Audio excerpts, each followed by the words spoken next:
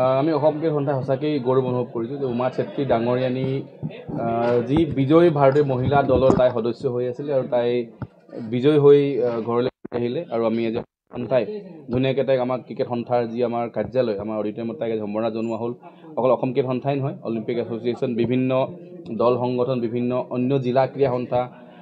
বিভিন্ন বহুতখিনি মানুহ আজি বহুত ৰাইজ ওলাই আহিছে, প্ৰায় 2-3 হাজাৰ ব্যক্তি তাইক আজি সম্বৰ্ধনা জনাইছে আৰু আমি আজি তাই এটা 51 লাখ ৰুপিজৰ কেছ প্ৰাইজো ঘোষণা কৰিছোঁ। It's not about the money, but বস্তুটো হৈছে মই নকলেও ক'ব লাগিব, কাৰণ বহুত মানুহে আপোনালোকেও প্ৰশ্ন কৰিছে আমাৰ অসম ক্ৰিকেট সন্থাই ৰাতি সেইদিনা কিয় সম্বৰ্ধনা জনোৱা নহ'ল। নিশ্চয় যেনেকৈ আমাৰ বিভিন্ন দল সংগঠনৰ 4-5জন মানুহ গৈছে, আমাৰ 3জন মানুহ গৈছে, কাৰণ আমি সন্ধিয়া 5টা বজাত গম পাই আৰু মই আছোঁ নাহৰকটীয়াত, মই নাহৰকটীয়াৰ পৰা গুৱাহাটীলৈ মইতো 3 ঘণ্টাত আহি পাব সম্ভৱেই নহয় অহাটো।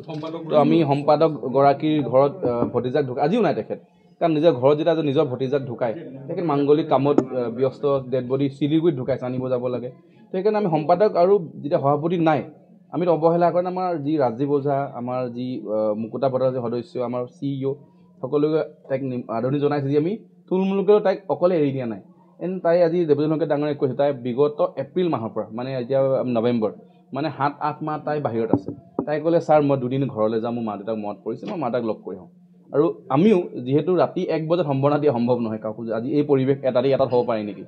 আপোনালোকেও ইমান ধুনীয়া সকলো মিডিয়া বন্ধুসকল ৰাইজ সংগত আহিব নোৱাৰে। তো আমি দিনৰ পোহৰত আজি তাই আজি গুৱাহাটী দিনত ভৰি দিছে, তো ৰাতি ঘৰলৈ গ'ল, কালি ৰাতি বোকাখাটৰ পৰা আহিছে। গুৱাহাটীত তাই ভেৰি ফাৰ্ষ্ট ডে তাই যেতিয়া ভৰি দিছে, আমি দিনৰ পোহৰত তাইক ৰাতিপুৱা লৈ আহিছোঁ, তাইক সম্বৰ্ধনা জনোৱা হৈছে, তাইক যি ৰেচপেক্ট দিব লাগে আমি তাইক আজি দিছোঁ। আৰু বাকী ক্ৰিকেটাৰসকলো আহিছে, তাই she is a motivation for our country, for our state. And উমাক মই সদায় কৈ আহোঁ, she is not an Gorkha, she is an Assamese. প্ৰথম অসমীয়া যি ভাৰতত ক্ৰিকেট খেলিছে, ৰিয়ান পৰাও খেলিছে, কিন্তু ৰিয়ানতকৈ আগতে উমাই দলত স্থান পাইছিলে। আমি সদায় কওঁ যে উমা প্ৰথম অসমীয়া যি ভাৰতীয় দলত স্থান পাইছে। তো আমি সদায় উমাক অসমীয়া হিচাপে গণ্য কৰিছোঁ, কিন্তু মই আকৌ আহ্বান কৰোঁ যাতে তাইক গোৰ্খা, তাইক কোনোবা বেলেগ জনগোষ্ঠী, কোনোবা চাহ বাগান, কোনোবা মিচিং, চবেই নিজৰ জনগোষ্ঠী লৈ যাতে ৰাজনীতি নকৰে। তাই অসমীয়া থাকিব দিয়ক, এটা ক্ৰিকেটাৰ হ'ব দিয়ক। কাৰণ আজিৰ পৰা অসম ক্ৰিকেট সন্থাই তাইক গ্ৰুমিং কৰিব লাগিব। তাই আজিৰ পৰা তাই অসম ক্ৰিকেট সন্থাই তাইক চাব লাগিব। তাই যি খেলা পৰিৱেশ, তাততো কোনো সংগঠনে তাইক খেলা পৰিৱেশ দিব নোৱাৰে। তো অসম ক্ৰিকেট সন্থাক যদি কোনো ভিলেন সজাই দিয়ে কেনেকৈ সম্ভৱ, কাৰণ তাই 10 বছৰে যে আজি যি জেগাত তাই পাইছেহি, উমা চেত্ৰী ডাঙৰীয়ানীয়ে যি পাৰফৰ্ম কৰিলে, অসম ক্ৰিকেট সন্থাই প্লেটফৰ্ম দিয়াৰ সুযোগ দিয়া, তাই ভাল খেলে, মই নোকোৱা নাই ভাল নাই খেলে, কিন্তু আমি টুৰ্ণামেণ্ট অৰ্গেনাইজ কৰা, তাই এক্সপ'জাৰ টুৰত পঠিয়াই দিয়া, অসম ক্ৰিকেট সন্থাই উমা চেত্ৰী আৰু গোটেই অসমৰ মহিলা দলটোক আমি মালয়েছিয়া পঠাইছোঁ, মালয়েছিয়ান নেশ্যনেল ক্ৰিকেট টিমৰ লগত প্ৰেক্টিচ কৰোৱাইছোঁ। এই প্লেটফৰ্মবিলাক অসম ক্ৰিকেট সন্থাই দিয়া নাই নেকি? দিয়াৰ বিনিময়তে উমা চেত্ৰী পাৰফৰ্ম কৰিছে, তাই আজি মই তাইক সুধিছোঁ কেনেকৈ তাইক নাৰ্ভাছ কৰিছা, ইমান দেখা নাই। তো এই নাৰ্ভাছ তাইক কোনে ব্ৰেক কৰিব, তাইক মটিভেশ্যন কোনে দিব? তাইকতো বেলেগ সংগঠনে দিব নোৱাৰে। ক্ৰিকেটাৰ, কোচ, মটিভেটৰ সকলো আনি তাইক আমি তাইক আগন্তুক সময়ত তাই দেখা পাইছে, আপুনি এই খেলত তাই 2খন খেলিছে, এখন ৱাছ আউট হৈ গ'ল, খেলিব নাপালে, এখন তাই খেলিব পাইছে। তো এখন খেল ৱৰ্ল্ড কাপত খেলিতো তাই নিজৰ কেৰিয়াৰ বনাব নোৱাৰে। আজি দেৱজিৎ শইকীয়া ডাঙৰীয়া আছে, BCCI অলপ বেকআপ দিয়ে, কিন্তু তাইক আমি আৰু ভাল খেলা স্ক'প দিব লাগিব। উমা চেত্ৰীক আমি ভাল সুযোগ দিব লাগিব, উমা চেত্ৰীক আমি গ্ৰুমিং কৰিব লাগিব, উমা চেত্ৰীক আমি কেম্প দিব লগা আছে। আমাৰ যদি কিবা ইঞ্জুৰি হয়, আমাৰ BCCI এক্সপাৰ্টিজ মানুহ আছে, সেইকাৰণে আমি অসম ক্ৰিকেট সন্থাই তাইক আজি কেছ প্ৰাইজটো এটা মমেণ্ট হয়, কিন্তু আজি সম্বৰ্ধনা আমি শেষ কৰাৰ পাছত মই ভাবোঁ যে তাইক এটা আমি সুবিধা দিব লাগিব আৰু ভাল খেল প্ৰদৰ্শন কৰা, যাতে উমাই আৰু গৌৰৱ কৰি আনে। মই কওঁ তাই নিজৰ ইণ্ডিভিজুৱেল পাৰফৰ্মেঞ্চ দেখাব বাকী আছে, আৰু তাই ভাল পাৰফৰ্মেঞ্চ দেখাব লাগিব। She is a part of the Indian winning team, but তাই আৰু ভাল খেলিব লাগিব, যাতে তাই ভৱিষ্যতে তাই মেণ্টৰ ধোনী, তাইও যাতে কালি ধোনী নিচিনা ইণ্ডিয়ান টিমৰ মহিলা দলৰ কেপ্টেইন হ'ব পাৰে। কাৰণ ছিনিয়ৰ প্লেয়াৰসকল এইজ হৈছে, লাহে লাহে ওলাই যাব, আমিতকৈ ওলাব, মন্দানা ওলাব পাৰে, তাৰ জেগা কোনে? ৰিচা ঘোষ ইমান ভাল উইকেট কিপাৰ, তাইৰ জেগা উমাই ল'ব লাগিব নহয়। তাই উমাক সেইকাৰণে উমাই প্ৰেক্টিচ কৰা, সেই প্ৰেক্টিচৰ সুবিধা তাইক এচিয়ে দিব বা আমি এচিয়ে দিম। আৰু এটা কথা আপুনি ক্লিয়াৰ কৰিছে, কিন্তু গোৰ্খা ছাত্ৰ সন্থা মানে সভাপতি মই নাহৰকটীয়াত 2 ঘণ্টাত কেনেকৈ হ'ব? তেখেত আছিলে কাৰণে গ'ল, আমাৰ যি ব্যক্তি আছে গৈছে, বস্তু চিম্পল। গোৰ্খা ছাত্ৰ সন্থাৰ বন্ধুসকলক মই সন্মান জনাওঁ, তেখেতলোকেতো আজি ইয়াত গোৰ্খা মানুহ কমচে কম 1000 আছে,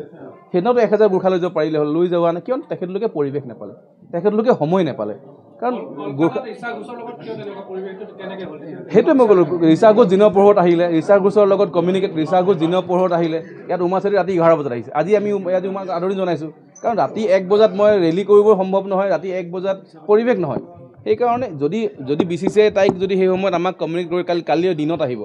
নিশ্চয় বহুত বস্তু কৰিব পাৰি। যদি আমাক 3 ঘণ্টা আগত কয় যে উমা চেত্ৰী আমি ফ্লাইটত গৈ আছে, 3 ঘণ্টাত লেণ্ড কৰে, 3 ঘণ্টা দিনতো নহয়, ৰাতি 11 বজাত তো ৰাতি 11 বজাত মই ভাবোঁ it will be disrespect to Uma চেত্ৰীক যদি আমি ৰেলী বা এনেকুৱা এটা ACL ৰাতি 1 বজাত লৈ আহোঁ তো উমাৰ সন্মানৰ কাৰণে আমি তাক দিনৰ পোহৰে ধুনীয়াকৈ ৰাজহুৱাকৈ মই সম্বোধন জনাওঁ যাতে নহ'লে মানুহে ক'লে হ'লে আন্ধাৰত কিয় কৰিলে আকৌ মানুহে ক'লে হ'লে উমাক ডিছৰেছপেক্ট কিয় কৰিছে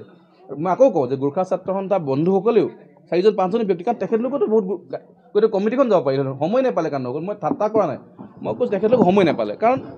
এনেকুৱা মমেণ্ট আহিলে প্ৰধানমন্ত্ৰীক লগ কৰিব গ'ল ৰাষ্ট্ৰপতি লগ কৰিব গ'ল ৰাষ্ট্ৰপতি লগ কৰি ছেইম ডে আকৌ এয়াৰপৰ্টলৈ পঠিয়াই দিছে তো এই গোটেই পৰিকল্পনাটো মানুহে সময় লৈ কৰে আমাকো সময় দিয়া হ'ল আমি ভালকৈ কৰিলোঁ হ'লে প্লেন আমি সেইটোতো আজি যেনেকৈ আমি প্লেন কৰিছোঁ তো মানুহে যদি ভাবে যে এনেকৈ আমিতো কোনো ভাবি থকা পৰিকল্পনা কৰা নাই আমি আপোনাক আগতে আমি মেইল পঠাইছোঁ যে আমি সম্বোধন জনাম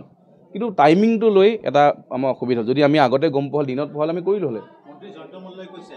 যে আপোনালোকৰ ফালৰ পৰা চৰকাৰক জনোৱা হোৱা নাই সেইকাৰণে হয়তো তেওঁলোকৰ মন্ত্ৰী নগ'ল সেইটোৱে মই কৈছোঁ BCCI টিকেটটো ACA কৰা নাই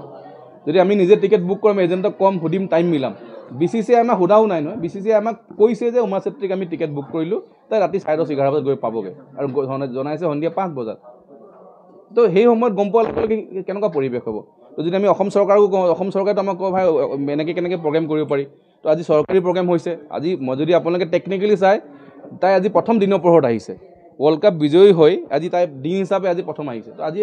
চৰকাৰেও কৰিব আমিও কৰিছোঁ তো সেইকাৰণে মানুহক আমি সময় দিব লাগিব মানে পৰিকল্পনা এটা তাইকতো আমি লাইটকৈ কৰিব নোৱাৰোঁ উমা চেত্ৰী আজি বিশ্ব বিজয় দলটোৰ এগৰাকী সদস্যক আমি ৰাতি আন্ধাৰত অৱহেলা কৰি সম্বোধন জনালে আকৌ বিতৰ্ক হ'লে সেইকাৰণে এইটো এটা চিম্পুল কথা যে আমি তাইক সন্মান কৰোঁ আৰু তাইক আমি সন্মান দিছোঁ কিন্তু ৰাতি 1 বজাত মই নাভাবোঁ যে কোনোবা কাৰো মানুহক এনেকৈ সন্মান দিবও লাগে সেইকাৰণে তাইও নিজে যেতিয়া অনুৰোধ কৰিলে ঘৰ যাওঁ আপোনালোকে নিজে শুনিলে দেৱজিৎ কেইটামান কৈছে যে 8 মাহ ঘৰ যোৱা নাই তাই মাক দেউতাক মনত পৰিলে ঘৰলৈ গ'ল ঘৰৰ পৰা আজি আহি পাইছে আজি সম্বোধন দিয়া হৈছে তো সেইকাৰণে মই ভাবোঁ এইটো বিতৰ্কলৈ নিব নালাগে ৰাজনীতি কাম ৰাজনীতি কৰি থাকে ৰাজনীতি মানুহেতো ৰাজনীতি কৰি গৈ থাকিব সেইটো কেতিয়াও শেষ নহয় যদি ৰাজনীতি হিচাপত কয় কিন্তু যদি প্লেইন ভাষাত চাই উমাৰ কষ্ট হ'ব তাইক যদি আমি টানি থাকোঁ এনেকৈ যদি তাইক আমি সম্বোধন দিম বা তাইক যদি আমি বিতৰ্কত আনো উমা ইজ এ প্লেয়াৰ তাইক খেলিব দিয়ক তাইক আৰু পাৰফৰ্ম কৰিব দিয়ক যাতে উমাই ভৱিষ্যতে আৰু গৌৰৱ কৰি আনিব পাৰে তাইক আমি এই ফ্ৰী স্কোপ দিব লাগিব মই ক'লোঁ আগতে যে আমি আজি 51 লাখ ৰুপিজ এটা আৰ্থিক পুৰস্কাৰ ঘোষণা কৰিছোঁ আমি আগতেও অসম চৰকাৰেও হিমন্ত বিশ্ব শৰ্মা ডাঙৰীয়াক 10 লাখ টকা আগতে ঘোষণা কৰিছিলে আমি যেতিয়া তাই বাংলাদেশ গৈছে তেতিয়া আমি তাইক টকা 5 লাখ দি পঠাইছিলোঁ যাতে বাংলাদেশত তাই পকেট মানি নোহোৱাকৈ বা যিহেতু প্ৰথম মেটচ তাই গৈছিলে তেতিয়া তাই গেম মানি পোৱা নাই আমি সদায় তাইক সহায় কৰি আহিছোঁ আৰ্থিকভাৱে আৰু এই পইচাও কোনো মই ভাবোঁ তাইৰ কাৰণ ডাঙৰ বস্তু নহয় জাষ্ট ইজ এন ফাইনেন্সিয়েল এটা মটিভেশ্যন যাতে মানুহে এটা আশা উৎসাহ পায় যাতে ভাল খেল প্ৰদৰ্শন কৰিলে এনেকৈ ফাইনেন্সিয়েল সহায় পায় এই ফাইনেন্স সহায়টোৱে তাই নিজৰ কিট কিনাৰ ক্ষেত্ৰত হওক মই আকৌ ক'ম মেইল ক্ৰিকেটাৰসকলে MRA ব্ৰিটেনিয়াৰ এডভাৰটাইজ পায় কিন্তু মহিলা ক্ৰিকেটাৰ এতিয়াও সিমান ধৰণে গ্ৰ' হোৱা নাই হৈ আছে লাহে লাহে তো তাইক যদি কালি ক'ৰবাত ভাল কিবা এটা বস্তু কিনিব লগা হয় তাই যেতিয়া কাৰোবাৰ হাত পাতিব লগা নহয় তাই ফেমিলি যদি কেতিয়াবা কিবা চাব লগা হয় তাতে তাই ফাইনেন্সিয়েলি ষ্ট্ৰং কৰিবৰ কাৰণে আমি 51 লাখ ৰুপিজ তাইক আজি ঘোষণা কৰিলোঁ ফিজিকেল এডুকেশ্যন বিষয়ত ডিগ্ৰী পাঠ্যক্ৰমৰ কাৰণে অসম তথা উত্তৰ পূৰ্বাঞ্চলৰ প্ৰথমখন শিক্ষানুষ্ঠান অভিৰুচি ইনষ্টিটিউট অৱ ফিজিকেল এডুকেশ্যন 2 বছৰীয়া ফিজিকেল এডুকেশ্যনৰ BPEd পাঠ্যক্ৰম আৰু 4 বছৰীয়া BPES পাঠ্যক্ৰমৰ বাবে নামভৰ্তি চলি আছে বিতংকৈ জানিবৰ বাবে আজি যোগাযোগ কৰক যোগাযোগৰ নম্বৰসমূহ হৈছে 9435100098 7002 33540 88765 21098 website www.aipguwahati.in